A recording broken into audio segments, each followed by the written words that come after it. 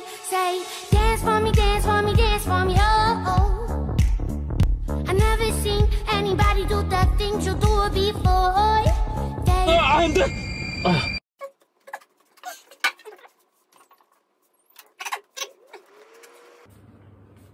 자, 안녕하십니까. 과학팀장 김준성입니다.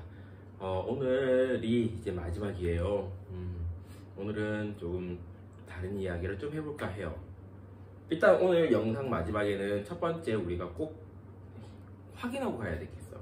뭐냐면 첫 번째 주에 우리가 당첨자를 안 냈거든. 그래서 이번 주에는 마지막 주에 당첨자가 나옵니다. 그러니까 첫 번째 주에 제가 냈던 퀴즈의 정답자 한 명을 지금 뽑았어요. 그분에 대해 그분이 누구인지 발표하는 시간을 이제 가질 거고요. 컴퓨터로 랜덤하게 뽑았어요. 정말 엑셀표로 쫙 짜서 제가 선택한 게 아니라 컴퓨터가 그냥 아무나 한 명 무작위로 뽑게 좀 이렇게 했습니다. 그래서 뭐 크게 누가 뭐 특별히 뭔가 사람의 손을 타진 않았으니까 공정하게 뽑았어요. 이렇게 생각해 주시고 오늘 제가 드릴 말씀 중에 첫 번째는 뭐냐면 우리가 과학을 지금까지 공부했어요. 과학을 공부했는데 과학을 도대체 어떻게 공부해야 되는지 이런 것 좀 알려드릴게요. 우리가 좀 정리 한번 해볼까요? 과학은 4가지 영역이 있거든요. 물리학, 그 다음에 이거 혹시 다 알고 있는 사람 있을까? 그 다음이 화학, 아래쪽에 쓸게요. 생명과학,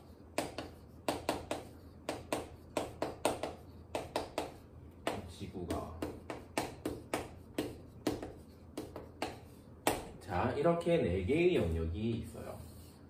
이렇게 4개의 영역이 있는데 우리가 과학을 공부할 때 꼭 기억해야 될 것 첫 번째는 뭐냐면 이 4가지 중에 우리가 전부 다 완벽하게 공부하는 건 쉽진 않다는 거예요.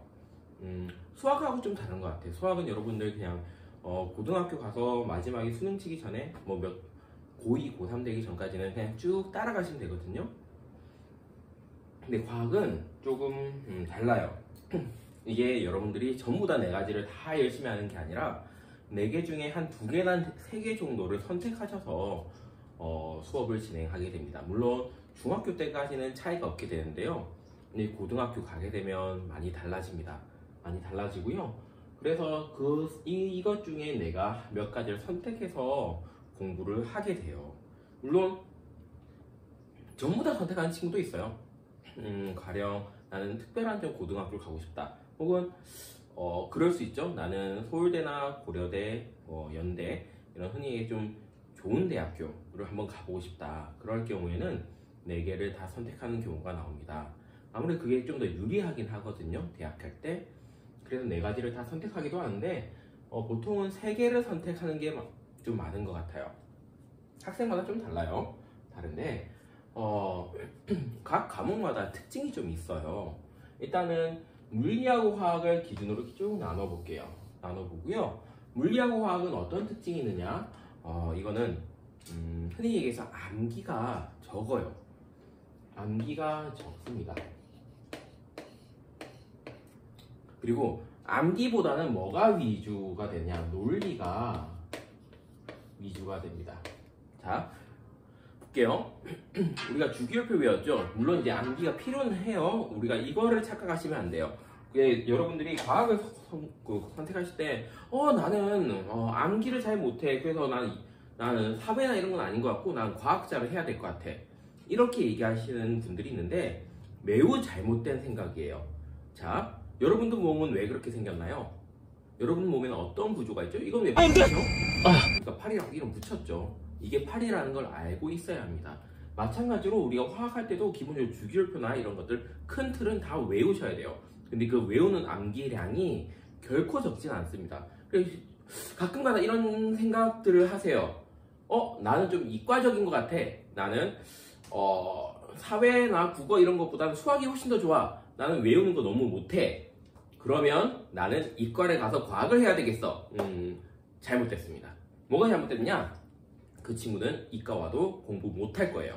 왜냐하면 암기는 기본적으로 모든 과학 영역에 다 포함되어 있고요. 과학이 아니라고 하더라도요, 모든 교과 과목의 암기는 필수입니다. 암기가 안 되면서 공부를 할 수는 없어요.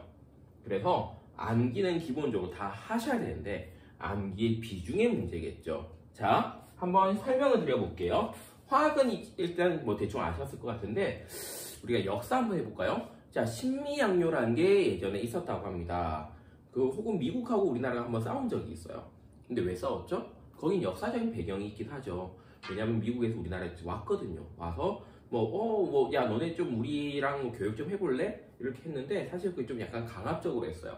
그랬더니 우리나라가 안 돼, 너네 가 하고 하면서 마찰이 일어나고 그러면서 제너럴 셔먼호라는 게 불이 붙고 이렇게 하는 문제가 발생합니다. 그러면서 미국이 우리나라를 공격하게 되죠. 이런 어떤 역사적인 배경들이 있습니다. 이 역사적인 배경을 이해하는데 이해하고 나서 그 다음에 그 흐름을 외우는 거죠. 지금 이 역사라는 게 전통적인 문과 과목이에요. 근데 이 문과 과목에 논리가 없나요? 아니요. 다 있습니다. 그 안에 들어가 있는 체계적인 사건의 흐름들이 다 있어요. 앞뒤에 모순이 되지 않는 논리적인 흐름이 있다고요. 그렇기 때문에 과학이 아니라고 해도 문과 과목을 잘하고 싶다, 사회를 잘하고 싶다, 마찬가지로 이런 논리가 매우 중요하게 됩니다. 그 후에 사건을 이해하고 난 후에 그 후에 암기를 하는 거예요. 그런데 이런 얘기들을 해요. 저는 암기 못하겠어요. 그러면요, 문과도 못하고요, 마찬가지로 사회 같은 과목이죠. 그리고 과학도 하기 힘들어집니다. 그리고 그런 친구들은 이제 많이 시험 치고 나서 나는 왜 이럴까 이렇게 많은 얘기를 하게 되죠. 그리고 좀 안 좋은 길을 선택하는 경우도 나오게 돼요. 그렇기 때문에 여러분 꼭 생각하셔야 돼요. 기본적으로 외우는 거는 누구나 해야 되는 거예요. 그리고 이제 문과 과목에 없는 이과 과목의 특징을 말씀드릴게요. 뭐냐면요, 논리를요 우리가 펴는 방법이 달라요. 문과는 논리를 자료라든가 아니면 글로써 논리를 펴갑니다. A에서 A 지역에서는 B 상품이 많이 팔렸어, 이만큼 팔렸고, C 지역에서는 B 상품이 안 팔렸어. 그 이유는 A 지역은 어떻고 B 지역은 어떻고, 이렇게 자료를 주면서 그 자료를 분석하는 것, 이게 경제학이죠. 그런데 이과는 좀 달라요. 과학은 좀 다른 게, 과학은 이 논리를 처음에는 글로써 표현하기 시작하는데 글만으로 해석이 안 됩니다. 글 플러스 수를 다루기 시작해요. 글과 사실 식이죠. 좀 더 정밀하게 과학적으로 말씀드리면 글과 식을 다루게 됩니다. 마치 수학과 같은 느낌이죠. 그래서 지금 여러분들이 꼭 기억하셔야 될 거, 과학을 다루고 싶다 그러면 이 식을 결국은 잘 다루셔야 돼요. 자, 근데 이 식을 다룬다는 건 뭘 의미하느냐? 과학은 일단 글이 들어갑니다. 이때가 제가 다 설명드렸던 게 다 글이었죠? A가 물을 뚜껑 열었더니 어떻게 흘러가고 이런 것들, 자, 이런 것들이 나왔었는데 이 글이라는 거를 한번 식으로 표현해 보는 걸 해볼 거예요. 자, 이게 실제로 여러분들이 이제 나중에 천천히 배우셔야 될 내용들입니다. 자, 볼게요.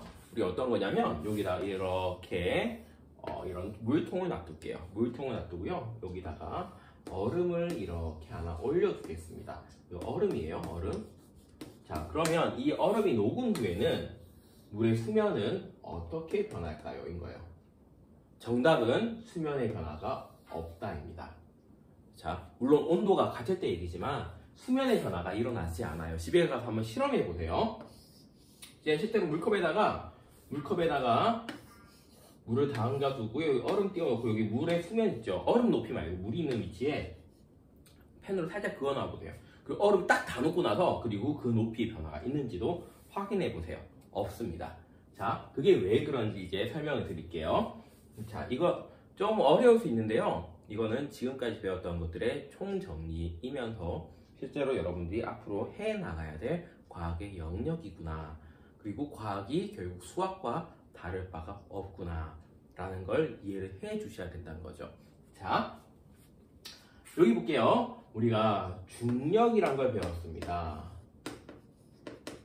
그렇죠? 중력을 배웠는데요, 이 중력이라는 건 우리가 이렇게 정의합니다. 중력은 결국 지구가 당기는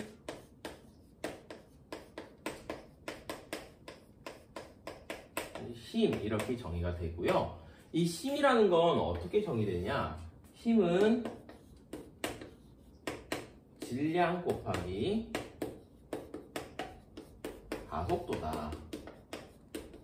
이렇게 정의를 내립니다. 질량과 가속도의 곱이라고 얘기를 하죠. 질량과 가속도의 곱인데, 그러면 이 가속도는 지구에서는 어떻게 되느냐? 이건 딱 정해져 있어요. 9.8 m/s 초제곱 이렇게 정의가 됩니다. 9.8 m/s 제곱이 이렇게 되는데, 여기다가 사람의 각각의 질량을 곱하면요, 선생님 같은 경우에는 뭐 질량이 보자마자 알겠잖아. 좀 왜소하잖아, 선생님이. 그래서 그러면 이 질량이 여기 적게 넣으면 되고요. 뭐 이렇게 질량 좀 채우시면 돼요. 그래서 질량을 뭐 얼마 뭐 적으시면 됩니다. 그게 사람의 무게죠. 지구에서의 무게가 되는데, 자, 여기서 이 가속도라는 거는 딱 정해져 있다라고 얘기해서 이걸 이제 수식처럼 공식을 만들면요, 이 중력 가속도라 해서 9.8 m/s 제곱을 보통 소문자 G로 표현을 많이 합니다. 그리고 질량은요, 영어로 mass예요. 그래서 그 약자를 써서 M으로 이렇게 표현 많이 합니다. 그래서 이 중력이라는 걸 우리가 어떻게 정의하냐면,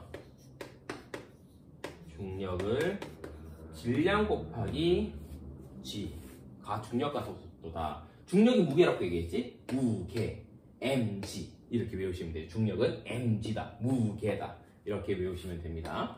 그렇게 어렵지 않죠? 자, 이게 공식인데요. 자, 그러면 여기서 질량이라는 걸 조금 바꿔볼게요. 질량이라는 거는요,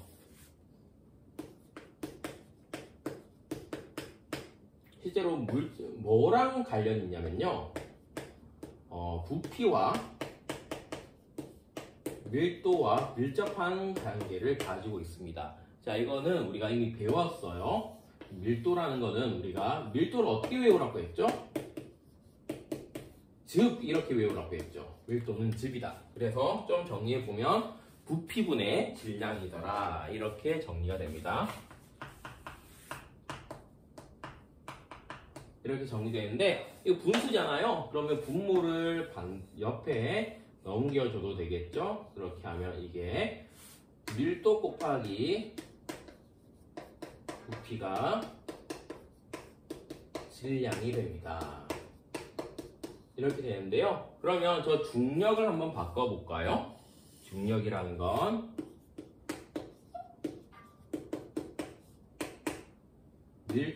밀도를 보통 우리가 이렇게 써요. 약간 돼지꼬리 비슷하게 이렇게. 이걸 로우라고 했습니다. 로우. 부피는 볼륨의 약자죠. V. 대문자 B를 많이 써요. V. 이게 질량 M이었습니다. 그쵸? 질량 곱하기 중력 가속도 G. 이렇게 정의가 됩니다. 이게 중력의 크기예요. 자, 여기까지 이해되시나요? 자, 이렇게 되고요. 자, 그러면 이 중력을 이제 여기까지 정리한 거를 쭉 이쪽에 구석에다가 살짝 써둘게요. 이제 중력은 이 얼음은 지금 아래로 중력을 받고 있을 거예요. 이건 로우, 이제 얼음이라고 할게요. 얼음의 밀도 곱하기 부피, 얼음의 부피 곱하기 중력 가속도 G다. 이렇게 정리가 되고요. 그리고 나서 여기다가 이제 부력이라는 걸 좀 알아볼게요. 부력이라는 건 뭐냐면요, 주변의 물체가 그 물체를, 어떤 물체를 끌어올리는 힘, 위로 떠받치는 힘입니다. 위로 띄우는 힘인데, 이건 집에서 실험할 수 있죠. 풍선 같은 거 물에 딱 넣어봐요. 그러면 풍선이 잘 안 가라앉죠. 물이 걔를 위로 딱 밀어 올립니다. 갑자기 또 연계구가 터졌는데, 위로 딱 밀어내기 때문에 그 밀어내는 힘을 우리 뭐라고 하냐? 부력이라고 해요. 근데 이 부력은 이렇게 정의가 돼요. 잠긴 부피에 곱하기 주변 물질의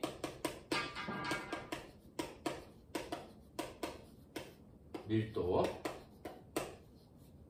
곱하기 중력 가속도 G 이렇게 정의가 됩니다. 이게 뭐냐면요.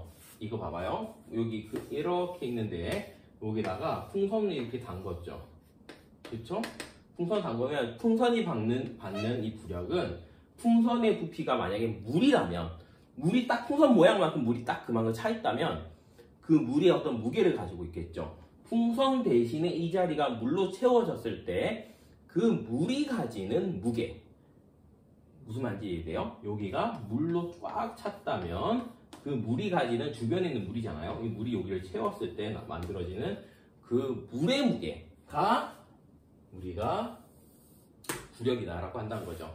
그래서 잠긴 부피랑 물체 주변의 밀도를 곱하면 결국 주변 물질이 이 부피를 차지했을 때의 무게가 질량이 되고요. 그 질량에 중력 가속도 G를 곱하면 이게 뭐가 되죠? 무게가 된다라는 거죠.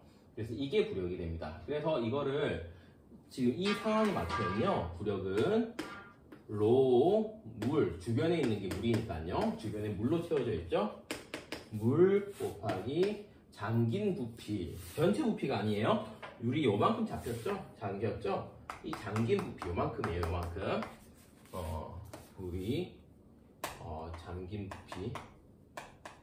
그 다음에 여기다 G 이렇게 해주시면 됩니다. 그래서 이 얼음은 부력을 받게 되는데 정리해보면 부력은 로우 물에 곱하기 부피 주변 잠긴 부피 그 다음에 G 이렇게 되는 거죠. 자, 이렇게 식을 쓰실 수가 있어요. 자, 그러면 이 식을 쓰면요 이 식을 해석해 보시면 돼요. 자, 그러면 이 물체가 왜 여기 가만히 있을까요? 이유는 아래로 내려가려고 하는 중력과 위로 뜨려고 하는 부력이 똑같기 때문에 얘가 가만히 있겠죠. 그래서 이걸 식으로 써보면 로우 물과 부피 잠긴 곱하기 G 요게 로우 얼음과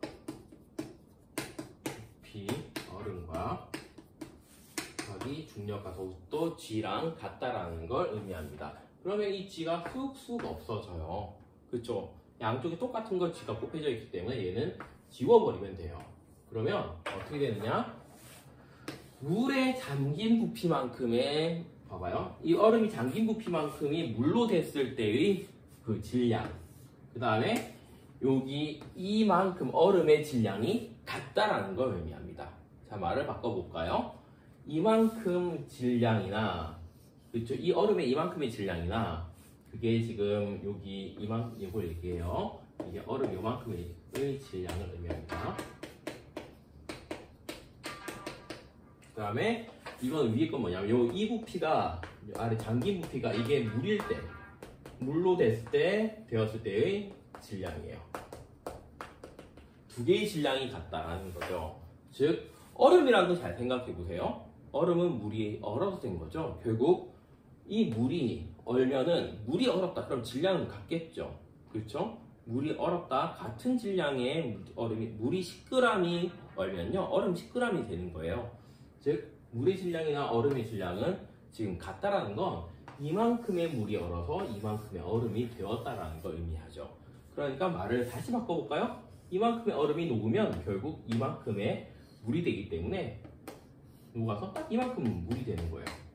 그러니까 전체적인 부피의 변화는 없게 됩니다. 물의 수면의 변화가 없는 거죠. 이해되시나요? 자, 그래서 이런 식으로 부력을 계산할 수가 있어요. 그리고 이렇게 되는 원리 자체가 우리가 화학적으로 설명할 수 있는데요. 저번 시간에 물의 구조를 이렇게 되는 걸 한번 보여드리긴 했어요. 그렇죠? 이렇게 되는데 이 물 같은 경우에는 산소가 전자를 매우 좋아합니다. 그래서 이 산소 쪽으로 전자가 쏠려 있게 되고요. 전자가 쏠려 있다 보니까 그림을 좀 더 이쁘게 그려볼까요? 이렇게 좀 이뻐요. 산소가 전자를 좀 가져가게 되고요. 그렇죠? 이쪽으로 전자를 이렇게 가져가게 되죠. 전자를 가져가면 곰돌이 모양이 딱 나옵니다. 전자가 이쪽으로 당겨서. 그러면 여기가 마이너스고 아래쪽이 마이너스, 위쪽이 플러스, 이쪽이 자석이 형성되죠. 그럼 이 자석이 자기의 모양대로, 자석 모양대로 다른 물 분자를 붙여서 결합을 하게 돼요. 그렇게 결합을 하면 얘가 딱 꺾여있는 구조잖아요. 그러니까 꺾여있는 구조대로 이렇게 결합을 하다 보면 얘가 육각형 고리 모양으로 결합을 하게 됩니다. 육각형 고리 모양, 이거 집에서 한 번씩 인터넷 찾아보시면 얼음 결정 모양을 본 적 있죠. 눈 모양, 눈의 결정, 그런 거 보면 딱 육각형 모양을 많이 띄어요. 이유가 물이 이렇게 꺾여 있는 구조로 되어 있기 때문이에요. 그래서 얘네들이 얼음이 되는데, 이 얼음이 될 때 가운데 빈 공간이 생기죠. 이 빈 공간이 생기기 때문에 이 빈 공간 때문에 물이 얼면 부피가 커집니다. 대부분의 물질은요, 얼어서 고체가 되면요 더 차곡차곡 쌓이기 때문에 사실 부피가 줄어들어요. 근데 유일하게 얼음만 물이 얼 때만 부피가 늘어납니다. 이유는 물이 이렇게 모양이 특이하게 생겼기 때문입니다. 자, 그래서 지금 여기까지 설명드리면요 좀 어려운 내용이긴 해요. 어려운 내용이긴 한데 모르겠어요. 지금 이 수업을 듣는 친구들 중에 좀 저학년 친구들은 오늘 거는 이건 나중에 다음에 천천히 배워야지 학원 넘어가셔도 돼요. 근데 오늘 이 수업은 기존의 수업이 좀 쉬웠다 하는 친구들을 위해서 좀 마련해 봤어요. 특히 지금 몇몇 친구들 중에 좀 좋은 고등학교 한번 노려보겠다 이런 친구들이 좀 있어요. 그런 친구들은 이 내용들 꼼꼼히 다시 한번 복습해 보세요. 그러면은 지금 보면 얼음이 얼 때 부피가 팽창하는데, 팽창했을 때 위로 올라오는 부피가 그 얼음이 원래 가지고 있던 물이었을 때의 부피랑 같다라는 걸 제가 수식적으로 증명을 한 거거든요. 이 증명한 것들을 따라가는 연습해 보시면 여러분 좀 어려운 과학들 이런 것들도 무난하게 해내실 수가 있을 겁니다. 노력하세요. 그러면 여러분들 목표하는 거 다 이룰 수 있습니다. 근데 노력 없이 얻을 수 있는 건 없어요. 꾸준히 노력해 주시고요. 그리고 이 영상 말미에는 아까 말씀드렸던 것처럼 이제 발표가 있을 겁니다. 발표. 근데 제가 아직 그걸 못 정했어요. 어떻게 하지? 당첨하신 분한테 상품을 드려야 되는데 드릴 방법이 없네요. 학원 데스크를 통해서 찾아가시든, 그거는 제가 나중에 어떻게 찾아가실지는 밴드 상에 올려드릴게요. 올려드릴 거고요. 자, 그동안 고생 많으셨고, 오늘 영상은 지금 제가 말씀드린 것처럼 좀 어려워요. 어렵기 때문에 한번 해보시고요. 안 되면 난 조금 더 기초적인 걸 좀 하고 가야 되겠다 이렇게 생각해 주시면 되고요. 근데 만약에 이게 좀 괜찮다는 분들이 있을 수 있어요. 그러신 분이 있다면 선생님들하고 따로 좀 얘기를 해보시는 게 도움이 되실 거예요. 왜냐면 학생 수준에 맞는, 이때까지 공부했던 거에 맞는 또 다른 수업을 들어가는 게 맞거든요. 그런 친구들 같은 경우에는 제가 따로 상담해서 적합한 수업을 설명드리겠습니다. 근데 이게 좀 만약에 힘드시다면요, 사실 대다수가 힘드실 거예요. 힘들다면 좀 기초적인 수업, 정규 수업부터 차근차근 밟아서 실력을 쌓아가시면요, 이거 지금 어려워 보이죠? 금방 1년이면 쉬워질 겁니다. 걱정하지 마시고요. 자, 고생 많으셨고, 우리 다음번부터는 정규 수업 때 이런 것도 쉬워질 수 있도록 꾸준히 연습할 수 있는 정규 수업 때 우리 같이 수업을 해보도록 하겠습니다. 자, 고생 많으셨어요. 다음에 또 봐요. 안녕. 안녕하세요. 오늘 이제 추첨할 건데, 추첨할 때 일단 제가 어떻게 추첨할지 좀 미리 보여드릴게요. 자, 봐봐요. 일단 제가 엑셀에다가 지금 보시는 바와 같이 표를 다 만들어 놨어요. 그래서 지금 예시로 파인만초, 종업땡땡, 등수 이렇게 돼 있는데, 등수는 뭐냐면 제가 여기 이거 보이시죠? 여기 이쪽에 이거 보이세요? 랜드란 함수를 썼어요. 랜드. 이제 엑셀 아시는 분은 아시겠지만 이거 랜덤하게 숫자를 넣어주는 거예요. 그냥 아무거나 임의의 숫자를 넣어주는데, 이렇게 임의의 숫자를 넣어주는 걸 했어요. 그래서 제가 뭐 할 거냐면 이제 필터를 걸어서 요거를 순서대로 이 등수대로 쭉 나열해라 라고 할 거예요. 그러니까 랜덤하게 돼 있으니까 제가 답변을 달아준 친구들 중에 임의로 한 명이 요 맨 위에 올라가게 될 거예요. 그리고 그 사람이 당첨이고요. 그 사람은 딱 얼마? 문상 5,000원을 받아가시면 될 것 같아요. 그래서 약간 인생은 복불복이지, 그치? 복불복이니까 이거 된다 안 된다 모르는 거야, 그치? 자, 따단 이제 시작해 볼게요.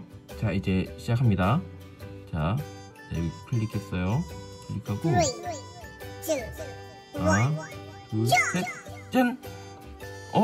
김채윤 중대초 6학년 이분이 당첨입니다. 당첨 축하드려요. 짜잔! 문상 5,000원은 이제 추석 끝나고 나서 추석 선물 세트로 받아가시면 될 것 같은데, 생각에 받아가는 것도 좀 그렇죠? 밴드로 쏴드릴까요? 한번 생각해 볼게요. 어떻게 쏴드릴지. 자, 축하드리고요. 일단은 요 정도 해서 발표는 끝나는 걸로 할게요. 자, 추석 잘 보내시고요. 김채윤 학생 문상 5,000원 꼭 받아가시길 바랍니다.